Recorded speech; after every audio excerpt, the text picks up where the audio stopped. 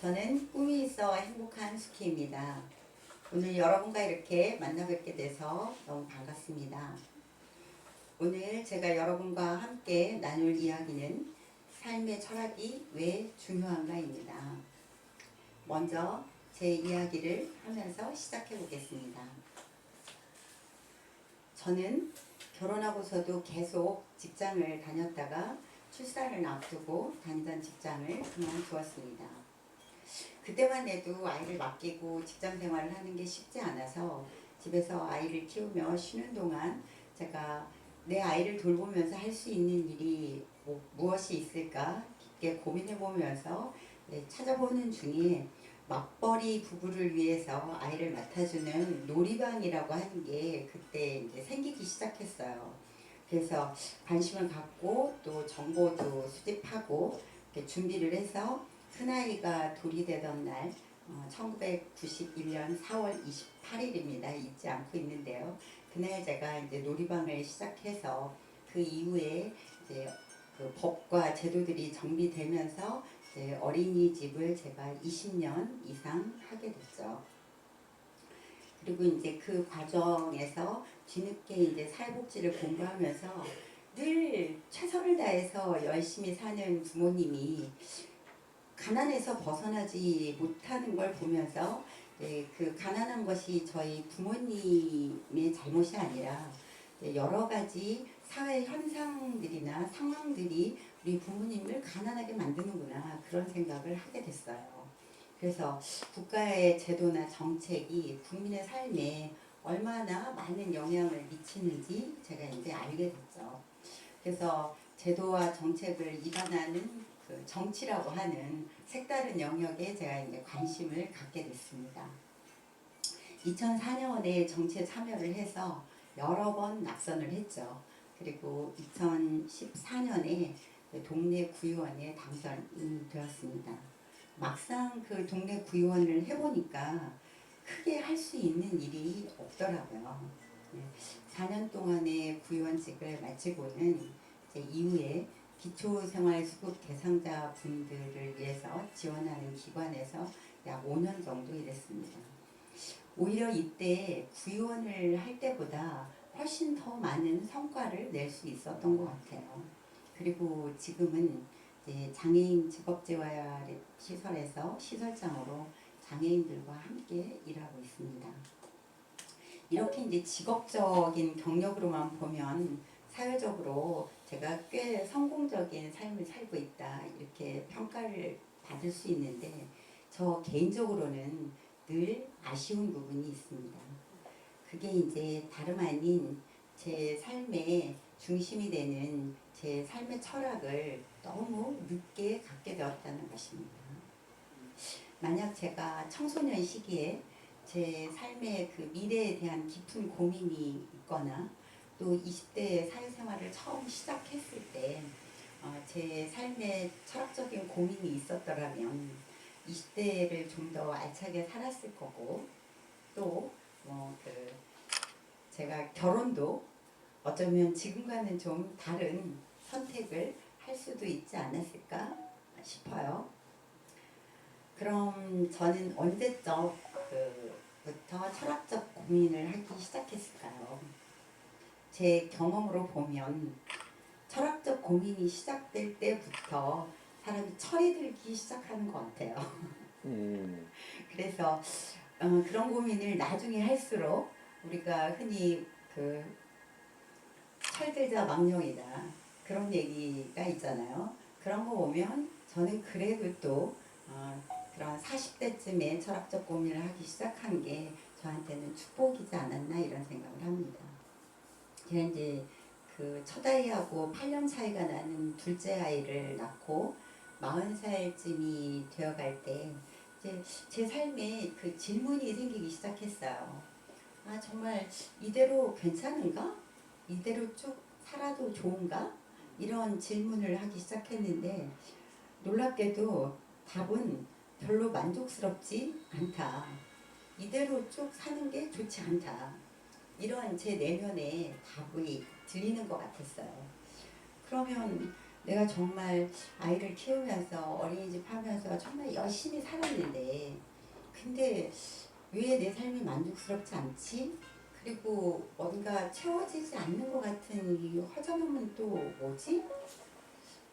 어떻게 하면 내 삶이 좀 더 만족스럽고 그런 허전함이 채워질 수 있지? 이런 계속된 질문을 꽤 오랫동안 하게 됐습니다. 그리고 나서는 그 채워지지 않는 그 무엇이 어떤 것인지를 제가 찾아내게 됐어요. 그리고 그 이유도 알게 됐습니다. 근데 제가 20대를 시작하면서 집안 형편도 그리 좋지 않았고 제가 이제 고등학교 때 뭐 시골에서 인천으로 이제 전학을 오고 이러면서 그렇게 그 사춘기 시절을 보내면서 공부를 그렇게 열심히 하지 못했어요. 그래서 이제 대학을 가지 못했고 그 뭐 자의에 의해서 그만둔 것이 아니라 상황에 따라서 그만뒀던 것에 대한 내 안에 그런 불만 같은 게 있었던 것 같아요. 그래서 정말 용기를 내서 이제 국어학번으로 40살이 다 돼서 야간대학에 진학하게 됐습니다. 그리고 대학에서 교양 과목으로 철학 과목을 수강하게 됐어요. 예, 그때서야 비로소 제가 그 전에 고민을 했던 것들을 좀 더 철학적으로 묶어서 나는 누구지? 내 삶이 가치 있게 살으려면 어떻게 해야지? 그리고 나는 정말 무엇을 위해서 사는 거지? 내 삶의 목적은 뭐지? 이런 이제 철학적 고민이 시작되더라고요. 그런 고민을 하면서 늦었지만 이제 나만의 철학을 갖게 되었고 어린이집을 10년 이상 운영했지만 내가 왜 어린이집을 운영하는지 어린이집을 운영하는 일이 얼마나 가치 있는 일인지 이런 것들을 제가 스스로 정리하게 되더라고요. 그러니까 어린이집에서 아이들을 돌보는 일이 그렇게 쉬운 일이 아님에도 불구하고 그런 내 철학이 정립되면서 아이들을 돌보니까 그 힘든 것이 힘들게 느껴지지 않았던 것 같아요. 그리고 또 하나는 그 가장 또 아쉽게 느끼는 것들이 그 부모가 자기의 철학 없이 아이들을 키우는 거예요. 그러면 어떤 문제가 생기냐면 그 아이가 자기의 그 소유물처럼 생각을 하고 자기 마음대로 하려고 한다라는 게 가장 큰 문제더라고요. 네, 제가 읽은 책 중에 프랑스 아이처럼이라는 책이 있어요. 근데 그 책에 프랑스 부모들은 아이를 키울 때 중요한 것 세 가지가 무엇이냐는 질문을 받으면 이렇게 대답한다고 그래요. 어떻게 대답할 것 같으세요? 우리 이사님은 아이를 키울 때 그 무엇이 중요할 거라고 생각하세요? 그 세 가지. 아이의 의사 존중, 아이의 네. 의사 존중. 또 그리고 의사 존중을 주고 공부보다는 그 아이의 재능을 발견해 줄 것 같아요. 네, 아주 네, 좋은 답변인 것 같아요. 네. 그리고 아이의 선택을 믿어주는 것. 아이와 대화를 되게 중요시해요. 저는 대화. 네, 제가 이제 이사님께 왜 이런 질문을 드리냐면 제가 이제 쭉 이야기하듯이 하면 집에 가서 기억이 안 나요. 근데 이제 강의를 들으면서 답변을 하고 그 다음에 이제 여기서 이야기하는 거하고 다소의 차이가 있더라도 그런 차이가 어떤 거지 이렇게 하면 다음에 여기서 들은 강의가 자기 것이 되더라고요. 저의 경험을 보면. 그래서 이제 지금 이사님이 답변하시는 것은 부모의 철학에 해당되는 부분인 것 같아요. 그러니까 프랑스 부모들은 아이들의 상상력을 풍부하게 만들어주는 동화책 그리고 아이들의 건강을 관리해주는 소아과 의사 그리고 세 번째가 아이를 키우는 부모의 철학이라고 대답했다고 그래요. 그러면 철학이 뭘까요? 선생님, 철학이 뭘까요? 철학이요? 네. 철학이란 뭐라고 생각하세요? 자기가 가지고 있는 어떤 지식을 지혜로 만드는 거? 경험? 커밍하신 것 같아요. 그래요? 너무 정확한 답을 아까 해주셔가지고 살짝 얘기해 주셨는데? 철학이라고 하는 것을 보면 이제 필로소피라고 하는데 이제 그리스어인 필로소피아에서 유래된 말이라고 하고요. 그 말은 필로, 그래서 사랑하다 더하기 소피아, 이제 지혜의 합성어라고 합니다. 그러면 지혜를 사랑한다는 의미인 거죠. 그럼 그렇게 어렵지 않잖아요. 그리고 이제 우리가 공부를 하면서 쭉 보면 이제 그 단어가 가지고 있는 개념적인 것들을 명확하게 해줘야 되는데, 그러면 이제 여기서 지혜를 사랑한다? 그럼 지혜는 뭔가? 그게 되게 중요한 것 같아요. 근데 제가 이제 학문적으로 정리하는 것도 중요하지만 제 개인적으로 이제 정리하는 것도 또 중요한 것 같아요. 저는 지혜를 지식의 경험을 더한 것이다 이렇게 이제 해석합니다. 그래서 그거 이제 어떤 의미가 있냐면 내가 경험한 것을 얘기하면 요즘 애들이 뭐라 그래요? 아, 라떼구만 이렇게 얘기하잖아요. 꼰대? 네, 라떼 이꼴 꼰대라고 하잖아요. 근데 제가 여기서 맹자께서는 이렇게 말씀하셨다. 그리고 공자께서는 이렇게 말씀하셨다. 이렇게 하면서 그걸 내가 살아보니까 이렇게 느끼게 되더라. 그러면 그건 라떼가 아니고 꼰대가 아니고 고전을 인용한 경험이 되는 거예요. 그래서 지혜라고 하는 것은 반드시 지식에다가 내 경험을 더해서 상대에게 전할 수 있는 것이다. 이렇게 이제 저는 받아들이고 있습니다. 그래서 지혜를 사랑하려고 하면 첫 번째 과제가 있잖아요. 끊임없이 지식을 습득하는 노력이 있어야만 지혜로워지는 거예요. 그러니까 우리가 지금은 이제 평생교육 시대라고 하잖아요. 그래서 학교에서 배운 것만이 지식으로 끝나는 게 아니라 끊임없이 새로운 지식들이 창출되는 시대에 저희가 살고 있잖아요.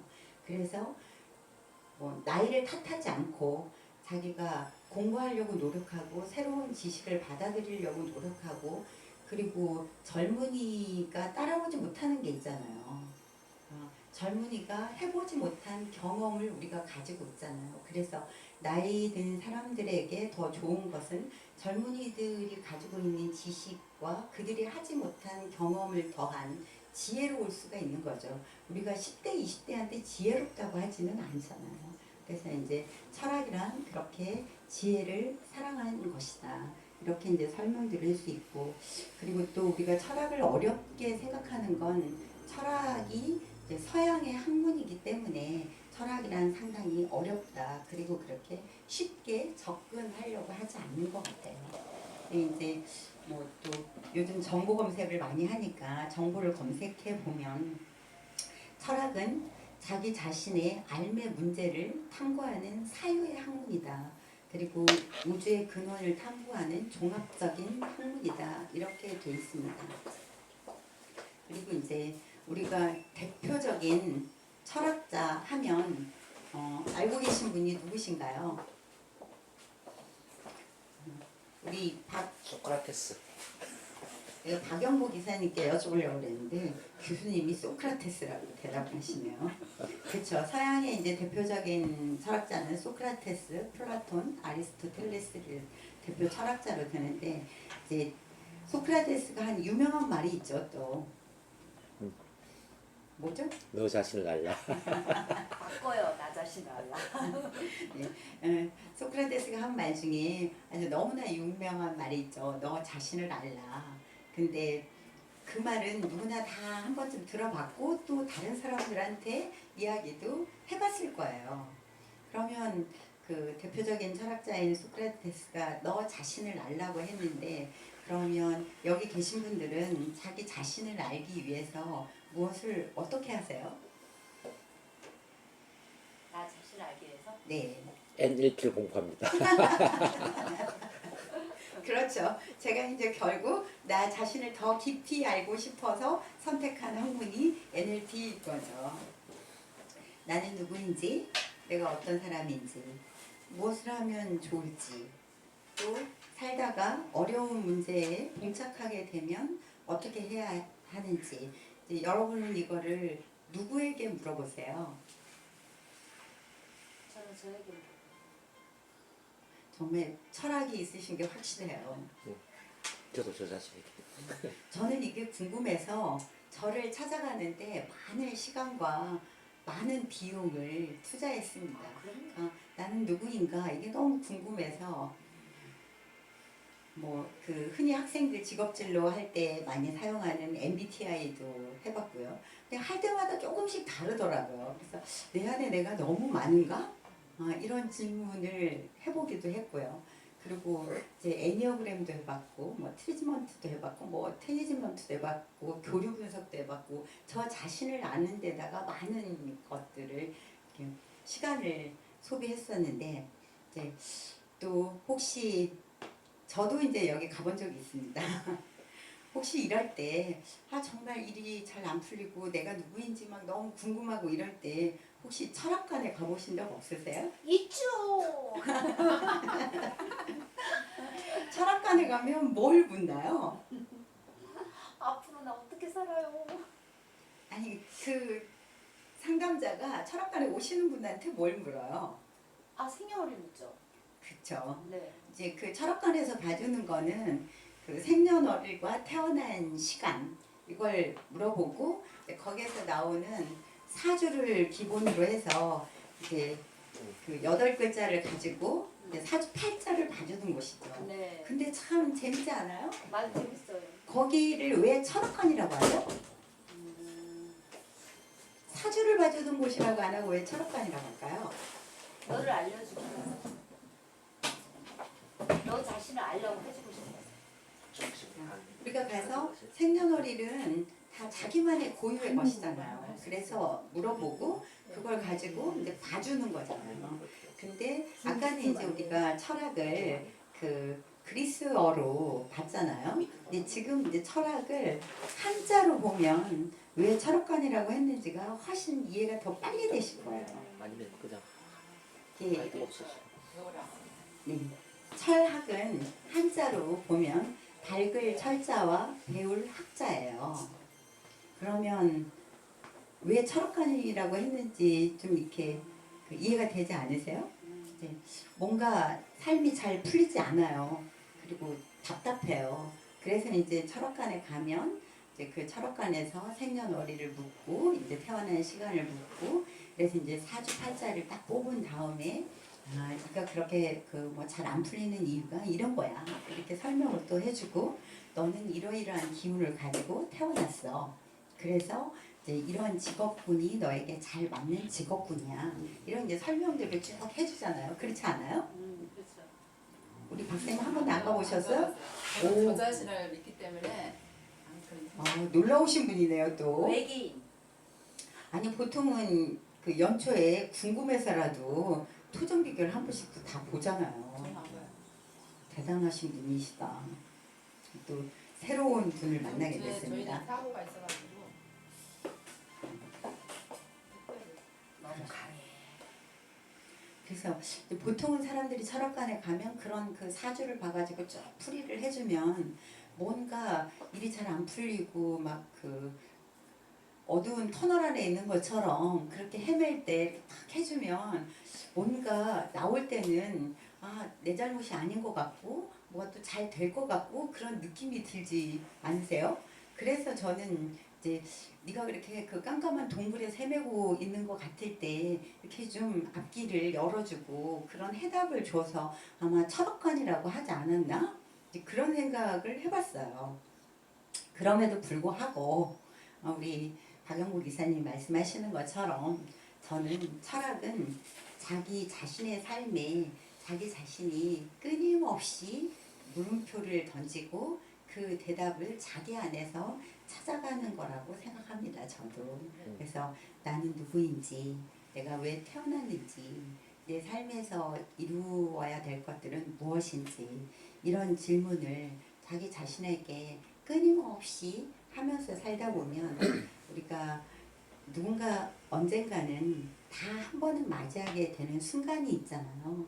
그 순간이 이제 저는 죽음의 순간이라고 이제 생각하는데 우리의 삶은 보통 그렇게 얘기하잖아요. 사는 동안은 과정이고 우리의 삶이 마치고 완성되는 건 죽음의 순간이다. 그래서 그 죽음의 순간에 자기에게 답변할 수 있을 것 같아요. 내가 한평생 사는 동안 이런 것들을 이루었고 그렇게 살았기에 나는 지금 죽어도 괜찮다.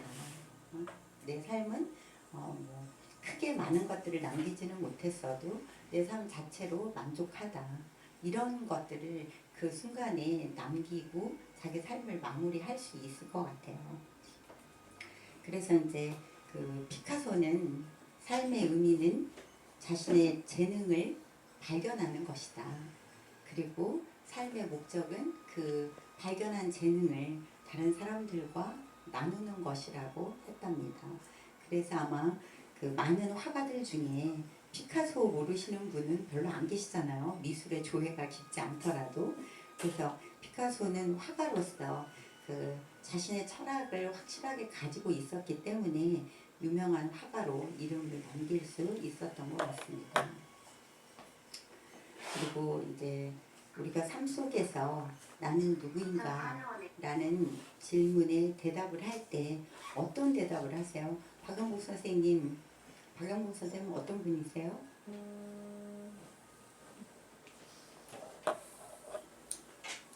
이 세상에 한번 태어났으니까 뭔가를 좀 남겨야 되는데 내 뭐든지 그냥 못한다는 그런 건 아니고 모든 게 내가 생각하는 데 다 이루어지니까 좀 세상을 넓게 바라보면서 남한테 좀 좋은 거를 좀 전달하고 싶은 그런 마음으로 살고 있습니다. 그러니까 박영복 선생님 아까도 철학관 한 번도 안 가보셨다고 그랬는데 상당히 자기 철학이 뚜렷하신 분이에요. 정말로 지금 답변하시는 걸 보면. 그러면 우리 오경수 이사님은 나는 누구라고 대답하고 싶으세요? 저는 사랑이 넘치는 존재. 여기는 이미 훈련된 사람들이에요. 보통은 나는 누구냐라고 하는 질문을 받으면 일반적인 사회에서는 자기의 직위 아니면 직업 뭐 보통은 이런 것들을 얘기해요. 그리고 이제 그런 게 없으면 또 사회적으로 여러 가지 문제를 일으키는 것들이 있잖아요. 그러니까 남에게 보여지는 나를 나라고 생각하시는 분들이 많아요. 그래서 명품으로 자기를 휘감아야 자기가 좀 돋보이고 드러나는 것 같고 그렇지 않으면 끊임없이 성형 중독에 걸려서 남에게 보여지는 외모로 나를 드러내려고 하시는 분들도 많이 계세요. 그러면 이제 저희가 얘기할 때 나는 누구다 라고 할 때 그 영어 맨 처음에 배울 때 해보셨죠? I'm a girl, I'm a boy. 나는 누구누구다, 나는 여자다, 남자다 이렇게 다른 사람들에게 보여지는 나를 자꾸 설명하려고 하거든요. I am 뭐다. 그 뒤에 이렇게 여러 가지 수식어가 붙어요. 근데 우리가 이제 철학적 사고를 하고 이렇게 해보면 아까 나는 뭐 사랑이 넘치는 존재다. 나는 한번 태어나서 정말 후회 없이 아낌없이 한번 살아보고 싶다. 나는 그런 사람이다. 이거는 이 후자에 가까운 거거든요. I am이다. 나는 나야. 나는 존재로서 나야 라고 답변할 수 있는 게 이제 상당히 철학적인 답변이 되는 거죠. 여기 계신 분들은 이미 NLP 공부를 하면서 철학이 확실하신 게 오늘 질문에 답하면서도 분명한 것 같습니다.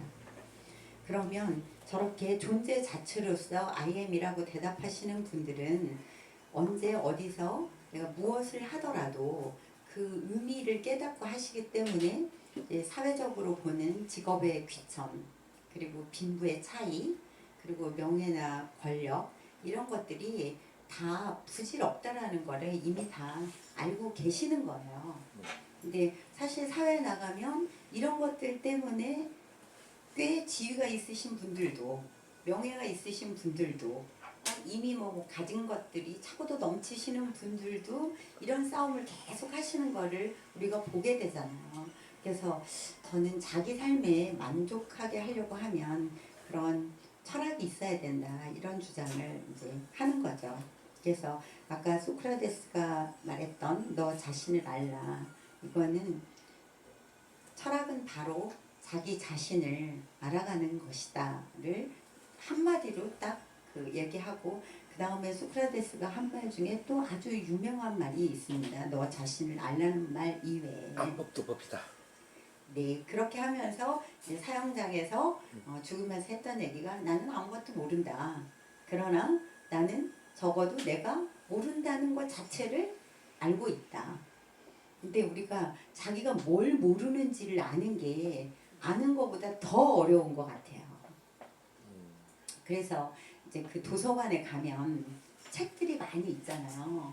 그래서 사실은 굉장히 그 지혜로우신 분들은 도서관에 가서 책을 빌리는 것도 있지만 도서관에 가서 자기를 굉장히 겸손하게 만들려고 도서관에 간다고 그래요.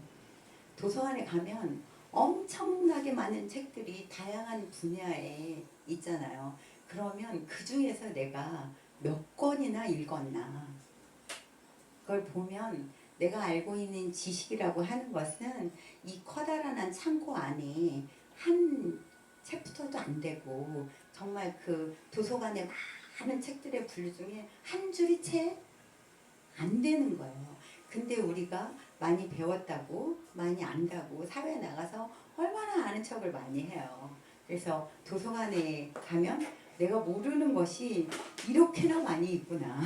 내가 아는 거는 극히 일부이구나. 이런 것들을 깨닫고 겸손해지기 위해서 도서관에 가시는 분들도 계시다고 합니다.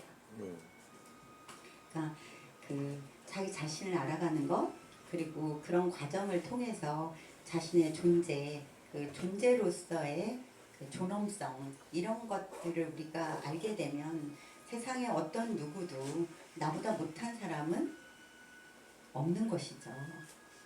예, 그렇게 이제 제가 쭉 살면서 철학에 있는 사람은 이제 자기 자신을 소중하게 여기고 또 자기 자신을 사랑하며 이제 삶의 의미를 깨달아서 저희가 NLP를 공부하면서 늘 서로 나눌 때 하는 얘기죠. 이기적인 자신을 넘어서 이타적인 자신에 도달하는 것이 결국 우리가 삶의 목적을 다하는 것이라고 저는 봅니다. 근데 이기적인 것이 충족되지 않으면 절대 우리가 이타적이 될 수 없어요. 그걸 아주 쉬운 예로 들으면 자기가 배가 고픈데 자기 밥을 다른 사람과 나눌 수 있는 사람만이 사랑을 베푸는 사람이라고 해요. 내가 먹고 남은 밥을 다른 사람에게 주는 거는 그건 진정한 사랑이 아니다. 이런 이야기를 하는 것처럼 가장 그 이기적인 부분, 자기 자신을 사랑하는 것을 충족한 이후에 다른 사람도 사랑할 수 있는 것 같아요. 그러니까 사랑을 받아본 사람이 사랑을 줄 수도 있다. 이런 이야기를 하는 것도 그런 이유에서인 것 같습니다. 이렇게 이제 쭉 살펴보면 자녀를 키우는 부모가 철학이 있으면 자신의 아이를 존재 그 자체로 존엄하게 생각하고 인정하겠죠. 그러면 부모가 어른이라고 해서 자기 아이를 함부로 한다거나 막대한다거나 아니면 뭐 부모 마음대로 한다거나 이런 일은 안 생길 거예요. 저는 이제 어린이집을 20년 이상 하면서 굉장히 아쉬운 것들을 많이 느끼게 되고 또 그 아이들이 성장해서 어른이 된 것도 제가 이제 보게 되죠. 그러면 여지없이 부모가 자기의 철학적이거나 주관이 뚜렷해서 키우신 그렇게 아이들은 다 뭐 사회 아까 말씀드린 것처럼 막 유명한 사람들이 되고 뭐 돈을 많이 버는 직업군에 가서가 아니라 행복하게 살고 있더라고요. 제가 보면 그게 굉장히 중요한 것 같습니다. 그래서 저는 이제 40살이 다 돼서 저에 대한 질문을 갖기 시작했고 이제 내 삶에 그 철학적인 고민을 하기 시작했는데 좀 더 일찍 철학적인 고민을 했더라면 내 삶이 지금보다 조금 더 성장하고 좀 더 일찍 행복한 상태의 나를 갖다 놓지 않았을까 이런 아쉬움을 갖고 있는데 뭐 제 두 아들은 아주 일찍부터 그 자신들의 철학을 아주 분명하게 가지고 삶을 선택하면서 사는 걸 보면 너무 대견하고 또 고맙기도 해요. 왜냐하면 제가 이제 40살에 대해서 공부를 시작하면서 낮에 일하고 밤에 공부하니까 애들을 돌봐줄 시간이 많이 부족했죠. 그래서 이제 저희 부모님의 도움을 많이 받았습니다. 근데 뒤돌아보면 저는 이제 저의 기대가 있으니까 저희 아이들한테 많은 부분 뭐 강요도 하고 이렇게 하겠죠. 근데 이제 저희 부모님은 제가 돌봐주지 못하는 게 너무 안타깝고 우리 아이들이 안 돼 보이니까 뭐 다른 기대가 없어요. 그러니까 우리 아이들 그 자체로 너무 부모님께 기쁨이 되는 거예요. 그러니까 그 할머니 할아버지에게 무조건적인 사랑을 듬뿍 받고 자란 덕분인 것 같아요. 제가 부족했지만 그래서 너무 고맙고요. 이제 그 제가 아까 말씀드렸잖아요. 이제 경험을 나눌 때 이제 훨씬 더 쉽게 이게 이해가 된다고. 그러니까 이제 저희 아이는 그 큰아이가 2년 전에 결혼을 했습니다. 그래서 올 1월 말에 아빠가 됐어요. 와. 근데 이제 흔하지 않은 선택을 하더라고요. 손자가 돌이 될 때까지 1년 동안은 며느리와 아들 둘 다 직장 생활을 하지 않겠다. 그리고 둘이 이제 오로지 아이 키우는 것에 집중하겠다. 참 놀랄 일이죠. 근데 이제 저희한테 1년 동안 아이를 키우면서 돈보다 더 소중한 그런 순간들을 간직하고 싶었다. 그래서 둘이 이제 출산하기 바로 전까지 직장 생활을 했고 1년 동안은 뭐 다소 좀 부족하지만 생활할 수 있는 돈을 저축해 놨다. 그러면서 저희한테 걱정하시지 말아라. 이렇게 하고 이제 벌써 8개월째 됐어요. 둘 다 직장 생활을 안 하고 아이만 키우고 있습니다. 야, 대단하네 진짜. 결단력이. 그러게. 이제 경제적으로 뭐 상당히 어려움이 있겠죠. 음. 하지만 본인들이 성인이고 본인들이 선택했기 때문에 저희한테 한 번도 도움을 요청해 본 적은 없습니다. 와. 네, 알뜰살뜰하게 잘 살고 있고요. 네, 제가 보면 일단 제일 부러운 게 행복해 보인다는 거예요. 새 가족이. 그래서 이제 너무 대견하고요. 둘째 아들은 고등학교 1학년 때까지 축구를 했어요. 근데 1학년 때 축구를 그만두겠다고 하더라고요. 그러니까 자기가 축구 선수로서 그렇게 큰 비전이 없을 것 같다. 그만두려고 하면 지금 그만둬야 될 것 같다. 그러면서 이제 축구를 그만두겠다고 해서 그러라고 했죠. 근데 정말 또 놀라운 건 내가 축구를 하려고 이 학교를 왔지. 그렇지 않으면 내가 이 학교를 올 이유가 없다. 학교도 그만두겠다 이러는 거예요. 어떠세요? 애가 고등학교 1학년 다니다 그만두겠다고 그러면 어떠실 것 같으세요? 막 가슴이 철렁하죠. 그렇죠. 그럼. 근데 저는 제 아이를 믿었어요. 그래서 학교에 이제 자퇴서를 내려갔더니 선생님께서 이제 한 달 동안 숙려 기간이 있다. 이혼도 숙려 기간이 있잖아요. 잘 생각해 봐라. 그런 것처럼 학교를 자퇴하는 것도 숙려 기간이라는 게 있더라고요. 한 달 동안 잘 생각해 보고 그때 자퇴를 선택해도 늦지 않다. 근데 저희 아이는 아주 완고하더라고요. 이미 결정했고 뭐 하려고 한 달 동안 시간을 끌고 있냐. 나 그냥 그만둘 거다. 그래서 두말 없이 그날 학교를 그만뒀습니다. 와. 그리고 나서 이제 사람들이 물어보죠. 몇 학년이냐? 학교는 어디 다니냐? 그러면 저희 애는 당당하게 저 학교 안 다녀요. 와. 학교 그만뒀어요. 그러면 사회는 그 일반적인 사회적 편견이라는 게 있잖아요. 야, 얘 뭔가 사고를 친 애구나. 이렇게 하는데 어느 날 저한테 엄마, 학교를 다니는 애들은 버스비를 다 할인해 주는데 왜 나는 버스비를 할인을 안 해주는 거야? 그래서 뭐 학교 밖 청소년들에게도 주는 혜택이 있대더라. 한번 알아봐라. 그랬더니 어느 날 이제 가가지고 그 뭐 구청에 가서 이제 청소년증이라는 거를 받았더라고요. 청소년증을 받으면 이 교통비나 이런 것들을 학생들하고 똑같이 해준대요. 그래서 그 청소년증 받아서 이제 뭐 학교를 안 다니면서도 당당하게 생활하더라고요.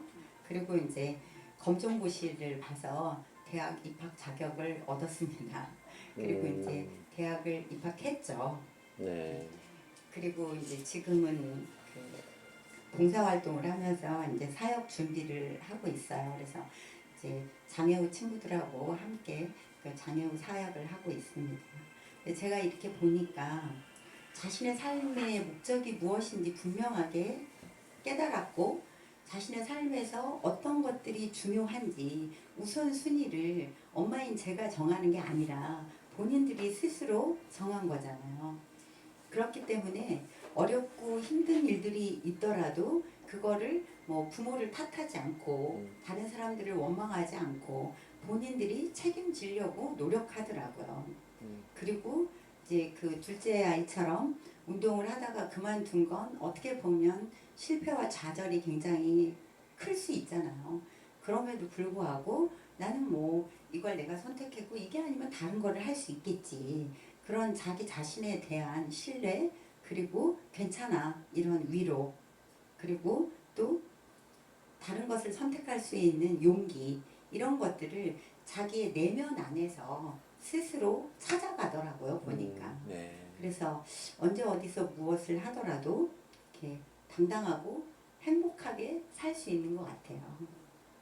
그래서 이제 제가 오늘 이런 말씀을 쭉 전하는 건 자기 자신의 삶을 밝게 비춰주고 그리고 좋은 것으로 이끌어주는 그게 바로 철학이 있기 때문인 것 같아요. 그래서 지금 이제 여러분도 자기 자신에게 한번 질문을 던져봐서 내 삶이 정말 만족스러운가? 이대로 괜찮은가? 난 정말 행복한가? 이런 질문을 스스로에게 던져보시고 그렇게 느껴지지 않는다면 자기 자신의 철학을 다시 한번 점검해 보시기를 바랍니다. 그래서 그 질문에 답을 찾으시고 다시 시작하는 시간들이 되셨으면 좋겠어요. 왜냐하면 우리가 흔히 사회에서 이야기하잖아요. 시작하기에 늦은 때란 없다. 그리고 나이는 숫자에 불과하다.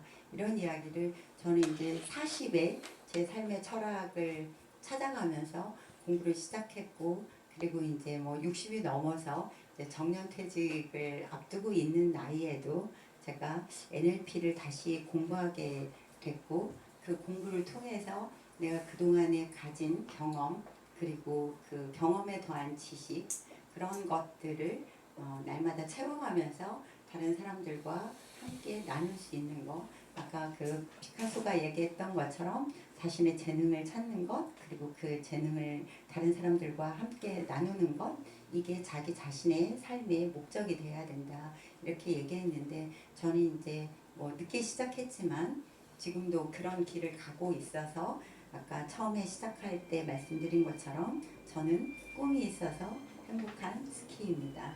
오늘 이렇게 짧지 않은 시간 동안 제 이야기를 들어주셔서 대단히 고맙습니다. 감사합니다.